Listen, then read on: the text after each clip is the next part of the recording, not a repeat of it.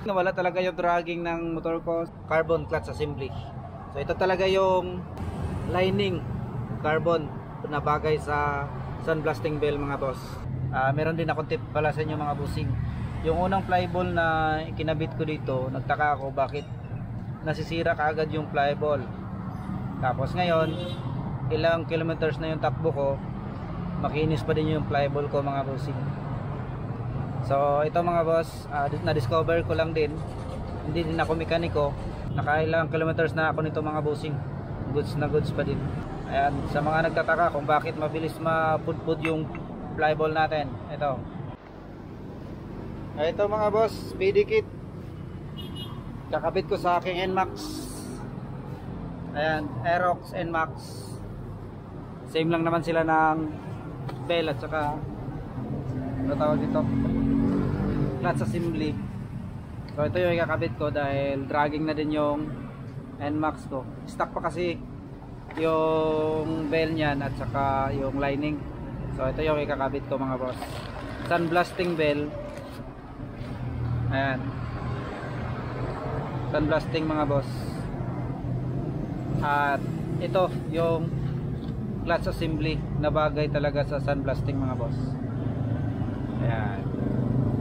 So titingnan natin kung anong performance ito sa ating NMAX at i-update ko kayo mga boss. So naka pitch bike, ano na din yan, naka pitch bike pulley na rin to. Yung ito na lang yung papalitan ko kasi stock pa yung bell at saka yung clutch assembly. Ito kasi talaga yung inihintay ko mga boss, sun blasting at saka clutch assembly carbon lining mga boss. So tara, samahan nyo ako ating i-install sa NMAX 155. Ito na siya mga bossing, na ikabit na natin yung ating sun blasting bell, lighten at yung kanyang partner na clutch assembly carbon.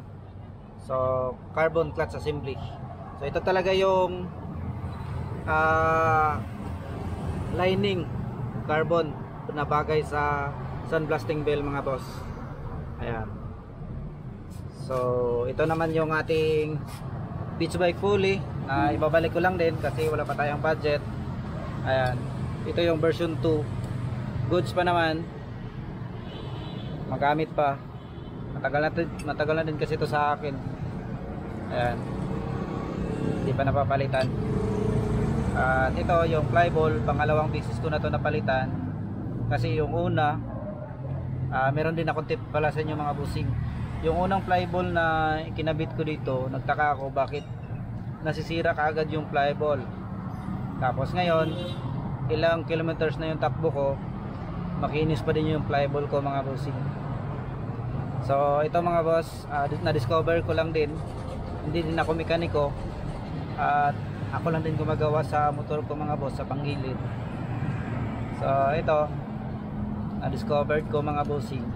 Kaya pala nasisira kaagad yung flyball natin. Tingnan nyo yung backplate nyo mga boss, baka matalim dito.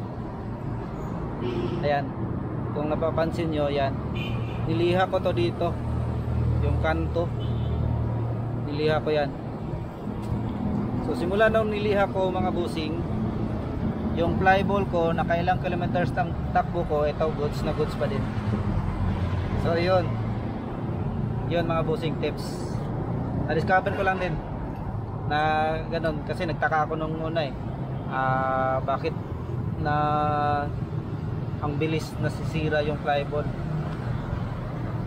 So ayun, ito lang pala, ilihain lang natin kasi tingnan nyo yung backplate is baka matalim. So ayan na nga bossing, pitch bike diamond Teflon, ito yung ginagamit ko kasi malayo yung, palagi ako naglo-long ride mga bossing. Davao ako nagtatrabaho, tapos sa South Cotabato yung amin, so malayo, nasa 5 hours din yung takbo ko. Ayan. At ito yung kagandahan mga bossing kasi naka hyper pulley pin na din pitch bike. Ayan, babalik ko to, tagal na to, hindi pa na ano yung hyper pulley pin ko, sobrang gaan at sobrang smooth nito mga boss. So ayan, kakabit ko lang to mga boss. So ayun siya mga busing oh. Oh, excited na ako na subukan to pag-uwi. Ayan. Ganda ng pagka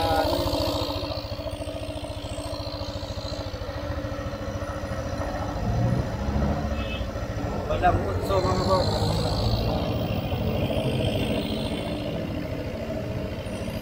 Straight pitch by ang gilid mga boss.